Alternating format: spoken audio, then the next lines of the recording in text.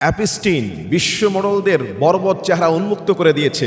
মার্কিন আদালত কতটা স্বাধীন আর কতটা শক্তিশালী হলে রানিং প্রেসিডেন্টের বিরুদ্ধে তারা আরো বড় বড় মিলিয়নিয়ারের বিরুদ্ধে 3 লক্ষ পৃষ্ঠার মেইল ওপেন করে দিয়েছে। অ্যাপস্টিনের প্রত্যেকটা লাইন পড়লে আপনার শরীরের পশম দাঁড়িয়ে উঠবে। বর্তমানে যে রানিং প্রেসিডেন্ট আমেরিকার, তার যেই কুৎসিত চেহারা ভেসে উঠেছে। অ্যাপস্টিন হলো আমেরিকার এক গোপন দ্বীপ, যেখানে অ্যাপস্টিন নামক এক ব্যক্তি, তিনি এক বড় গোয়েন্দা সংস্থার লোক, আমি নাম বলছি না। সে সেখানে এক বড় এক পার্টি সেন্টার, যেখানে বিশ্ব মডেলদেরকে সে দাওয়াত করে নিয়ে আসতো। আর বর্তমান আমেরিকার যে রানিং প্রেসিডেন্ট, সে তার হাত দিয়ে নাউজুবিল্লাহ ছোট্ট ছোট বাচ্চাদের ভার্সিটি টেস্ট করতো।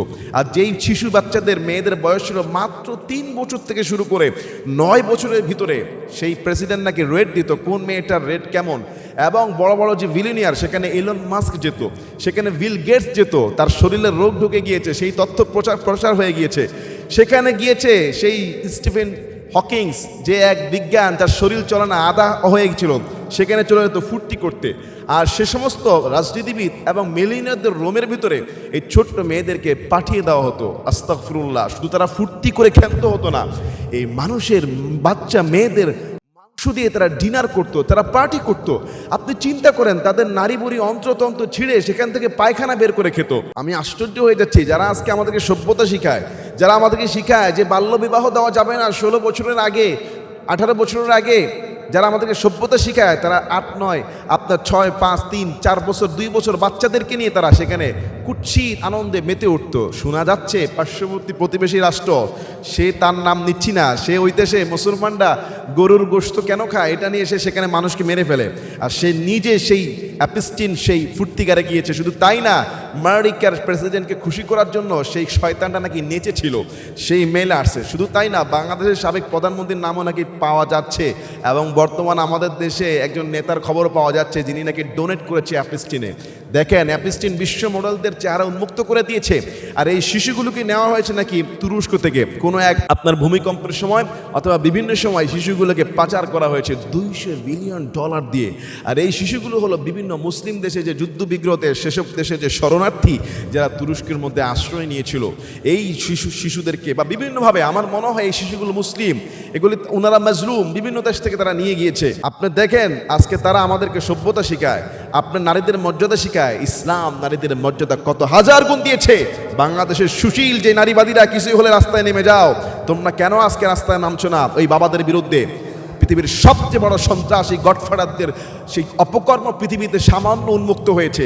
কিয়ামতের দিন পুরাটা আল্লাহ উন্মুক্ত করবে। আল্লাহ এই সমস্ত জালেম থেকে, মজলুম থেকে তুমি আল্লাহ হেফাজত করে দিও, আল্লাহুম্মা আমিন। অ্যাপস্টিনে নাম এসেছে নিউ ইয়র্কের আলোচিত সবচেয়ে মেহর জোহরান মামদানির মায়ের নাম। জোহরান মামদানি একজন মুসলিম, সেই হিসেবে আমরা তাকে গর্ব করতাম বা গর্ব করি। কিন্তু তার মাও সেই অ্যাপস্টিনে যেতেন, সেখানে সময় কাটাতেন। তাহলে বলা হচ্ছে যে জোহরান মামদানি এভাবে রাতারাতি চোখ বন্ধ করে মেয়র হয় নাই, যাদের যোগসূত্র ছিল মিলিয়নের সাথে। আপনি আশ্চর্য হবেন যে বিল গেটস, পৃথিবীর সবচেয়ে ধনী ব্যক্তিদের একজন, তার গায়ে রাশিয়ান মেয়েদের সাথে সে সম্পর্ক করার কারণে তার গায়ে রোগ ছড়িয়ে পড়েছে। তার বিবিকে পর্যন্ত সেখানে অ্যান্টিবায়োটিক ট্যাবলেট খাওয়া লাগিয়েছে। আপনি চিন্তা করেন, পার্শ্ববর্তী দেশের যে প্রধান বর্তমানে আছে, তিনি সেখানে গিয়ে নেচেছে আমেরিকার প্রেসিডেন্টকে খুশি করার জন্য। স্টিফেন হকিংসকে নিশ্চয়ই আপনি দেখেছেন, বড় এক বিজ্ঞানী, যার কথা আমরা শুনেছি, অনেক পড়েছি।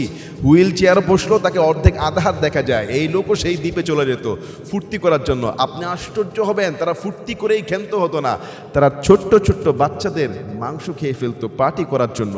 শুধু তাই না, তাদের পেটের যে মলমূত্র সেটা খেয়ে ফেলতো। আস্তাগফিরুল্লাহ। এটা ছিল অ্যাপস্টিন নামক যে ব্যক্তি, তার কিন্তু রহস্যময় মৃত্যু হয়েছে জেলখানায় বন্দী হওয়ার পরে। এবং এইটা নিয়ে সেখানে রেপিস্ট হওয়া এক নারী পরবর্তীতে চিৎকার মেয়ে চেঁচামেচি করেছিল, দে আর 8 হিউম্যান। তাকে অ্যারেস্ট করা হয় নাই, রহস্যময়ভাবে তাকে সেই জেলখানায় তার মৃত্যু হয়েছিল। অ্যাপস্টিন নামক ব্যক্তিটি পৃথিবীর সবচেয়ে দুর্দর্শ একটা দেশের গোয়েন্দা সংস্থার লোক। সেই দেশের নাম আমি সঙ্গত কারণে উল্লেখ করছি না।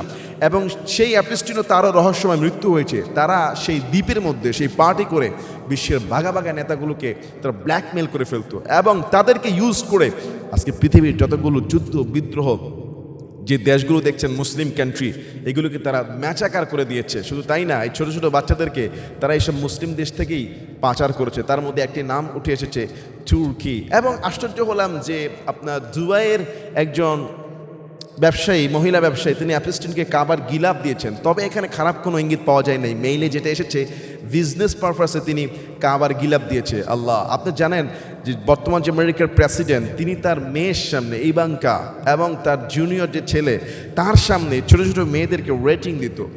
আস্তাগফিরুল্লাহ, তাদের এসব কর্ম বলতে মন চাচ্ছে না, তারপরে বিশ্ব দেখুক যে তারা কতটা বর্বর, অসভ্য।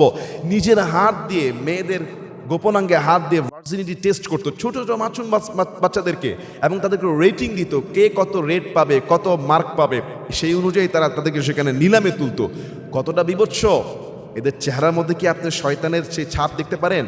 এরা হলো বাল দেবতার পূজা। কোরআনে একটা কথা আছে যে বাল দেবতার পূজা করো না, তারা বাল, শয়তানের পূজারী। শয়তানকে খুশি করতে তারা নর মানুষকে বলি দিয়ে সেটার পায়খানা খেত। আস্তাগফিরুল্লাহ, আস্তাগফিরুল্লাহ। আসলে কোনো মানুষের পক্ষে সম্ভব না। এটা বিকৃত রুটি সম্মত পৃথিবীর সবচেয়ে শ্রেষ্ঠ পশু, যে তাকেও তাকে হার মানায়। এ সমস্ত গজবীদের চেহারা দুনিয়াতে নয়, আখিরাতেও আল্লাহ উন্মুক্ত করে দিবে। আল্লাহ, তুমি আমাদের সবাইকে হেফাজত করে দিও। আল্লাহুম্মা আমিন।